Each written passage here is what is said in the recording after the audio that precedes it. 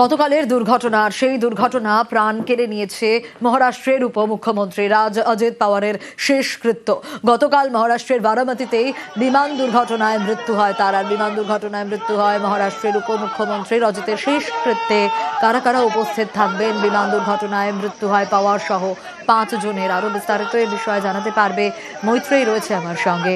মৈত্রেয়ী, দেখো, শেষকৃত্যের জন্য একেবারে তার সববাহী শকট এই মুহূর্তে রওনা হয়ে গিয়েছে তার জন্মস্থান। সেখান থেকে বিদ্যা প্রতিষ্ঠান যেখানে শেষকৃত্য সম্পন্ন হবে মহারাষ্ট্রের প্রাক্তন উপমুখ্যমন্ত্রী অজিত পাওয়ারের, সেই বিদ্যা প্রতিষ্ঠান গ্রাউন্ডের দিকে এই মুহূর্তে সববাহী শকট এগিয়ে চলেছে এবং সেখানে প্রচুর মানুষ রাস্তার দুধারে দাঁড়িয়ে রয়েছে এবং তারা শেষ শ্রদ্ধা জানাচ্ছেন তাদের প্রিয় নেতাকে। বারামতির এই প্রাঙ্গণে তার শেষকৃত্য সম্পন্ন হবে। সেখানে প্রধানমন্ত্রী, স্বরাষ্ট্রমন্ত্রী তাদের উপস্থিত থাকার কথা আছে। এছাড়াও মহারাষ্ট্রের মুখ্যমন্ত্রী, শাসক বিরোধী দলের একাধিক নেতা তারা উপস্থিত থাকছেন এবং প্রচুর মানুষ যারা গতকাল থেকেই দেখা গিয়েছে যে বারামতি এবং পুনে ডিস্ট্রিক্টের প্রচুর মানুষ, এমনকি মহারাষ্ট্রের বিভিন্ন প্রান্ত থেকে যারা অজিত পাওয়ারের ভক্ত ছিলেন তারা এই মর্মান্তিক খবর পেয়ে তারা ছুটে এসেছিলেন বারামতিতে। লক্ষাধিক মানুষের ঢল এবং এই মুহূর্তে সেই সববাহী শকটকে এগিয়ে যেতে দেখা যাচ্ছে বিদ্যা প্রতিষ্ঠানের যে গ্রাউন্ড রয়েছে, যে মাঠে শেষকৃত্য সম্পন্ন হবে মহারাষ্ট্রের উপমুখ্যমন্ত্রী অজিত পাওয়ারের। পরিজনেরা সেখানে রয়েছেন, তার 2 সন্তান, 2 ছেলে, তারা উপস্থিত রয়েছে এবং একেবারে সকাল থেকেই দেখা যায় যে সেই শেষকৃত্য যেখানে সম্পন্ন হবে সেখানে তার কাকা অজিত পাওয়ারের কাকা অর্থাৎ শরদ পাওয়ার তিনি উপস্থিত ছিলেন সেখানে এবং একেবারে অবশ্যই আমাদের নজর থাকবে মৈত্রেয়ী। আর কিভাবে ঘটলো এই দুর্ঘটনা? একেবারে 100 ফুট ওপর থেকে চার্টার্ড বিমান আছড়ে পড়ে আর তারপর একের পর এক বিস্ফোরণ হয়, মুহূর্তের মধ্যে শেষ হয়ে যায় সবটা। বারামতিতেই বিমান দুর্ঘটনায় মৃত্যু হয় মহারাষ্ট্রের উপমুখ্যমন্ত্রী তার শেষকৃত্য, কিন্তু সেখানে আরো 5 জন ছিলেন, তাদের প্রত্যেকেরই প্রাণ চলে গিয়েছে। কি হয়েছিল গতকাল এই দুর্ঘটনায়? দেখুন ডিটেল রিপোর্ট।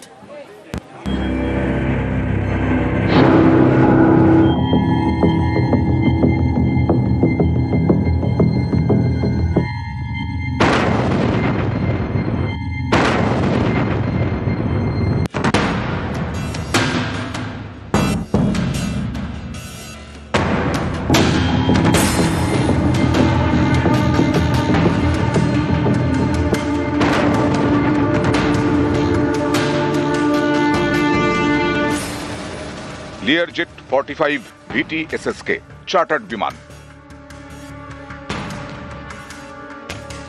এই বিমানটি বুধবার সকালে মহারাষ্ট্রের বারামতিতে অবতরণের সময় আছড়ে পড়ে। একের পর এক বিস্ফোরণ হয়, বিমানে আগুন ধরে যায়, নিমেষে সব শেষ।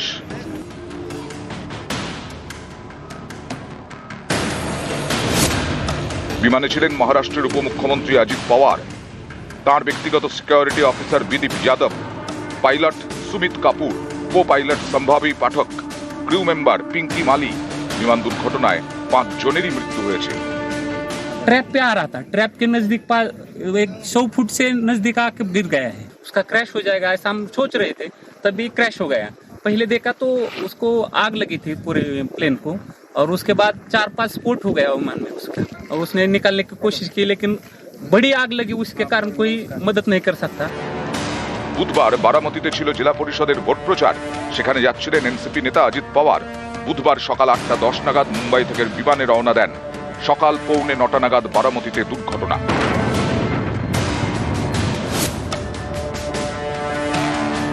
প্রাথমিক তদন্তে ডিজিসিএ জানতে পেরেছে চার্টার্ড বিমানটিতে ইনস্ট্রুমেন্ট ল্যান্ডিং সিস্টেম ছিল না, অর্থাৎ বিমানটি রানওয়েতে ঠিকমতো নামছে কিনা তা দেখার জন্য একমাত্র ভরসা পাইলটদের নজর।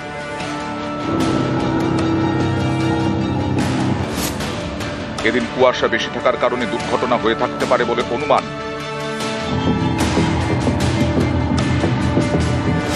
টেবিল টপ রানওয়েতে বিমানটিকে নামানোর জন্য 2 বার চেষ্টা করেন পাইলট।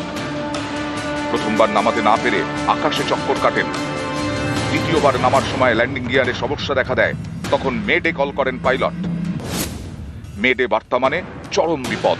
ফরাসি ভাষায় এর অর্থ আমায় সাহায্য করো। প্লেনটি তখন 100 ফুট ওপরে।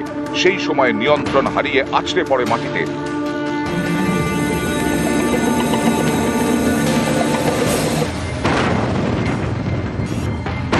এতে পরপর বিস্ফোরণ ঘটে, বিমানে আগুন ধরে যায়।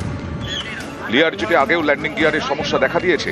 এ নিয়ে কানাডার বিমান প্রস্তুতকারী সংস্থা বোম্বার্ডিয়াকে সতর্ক করে আমেরিকার ন্যাশনাল ট্রান্সপোর্টেশন সেফটি বোর্ড। সেই বিমানেই বুধবার দুর্ঘটনা। প্রাণ গেল মহারাষ্ট্রের উপমুখ্যমন্ত্রী সহ 5 জনের। লিয়ারজেট 45 একটা খুবই রিলায়েবল প্লেন, বোম্বার্ডিয়ার কোম্পানির একটা ভিভিআইপি নিয়ে ফ্লাই করে। যারা ক্রু ছিলেন তারা খুবই কোয়ালিফাইড ছিলেন। দুজনেই ক্যাপ্টেন যিনি ছিলেন খুবই কোয়ালিফাইড ছিলেন, সুমিত কাপুর। তাই সেই ক্ষেত্রে কি হয়েছে এক্স্যাক্টলি সেটা ইনভেস্টিগেশনের পরে জানা যাবে। ঠিক কি কারণে দুর্ঘটনা তা জানতে ভরসা বিমানের ব্ল্যাক বক্স। तमाम जो है इन्वेस्टिगेशन टीम यहाँ पे पहुंच चुकी है। अब कोशिश यही की जा रही है कि जो एयरक्राफ्ट के जो पार्ट्स हैं उनको इन्वेस्टिगेट किया जाए कि क्या इसमें कोई टेक्निकल ग्लिच या फिर कोई टेक्निकल एरर था या नहीं। लेकिन सबसे इंपॉर्टेंट है कि ब्लैक बॉक्स है वो रिकवर कर लिया गया है, जो बहुत सारे राज खोल सकता है। टेबल टॉप रनवे है और टेबल टॉप रनवे के बाद देखिए अभी भी जो क्रैश साइट है वो पूरी तरह से कॉर्डन ऑफ कर दी गई है। हो सकता है कि ह्यूमन एरर हो या मिस जजमेंट हो, ये इन्वेस्टिगेशन का पार्ट है। लेकिन जिस तरीके से क्रैश हुआ है और एयर स्ट्रिप के ठीक बगल में हुआ है, तो कई सवाल खड़े हो रहे हैं कि आखिरकार क्या वजह होगी।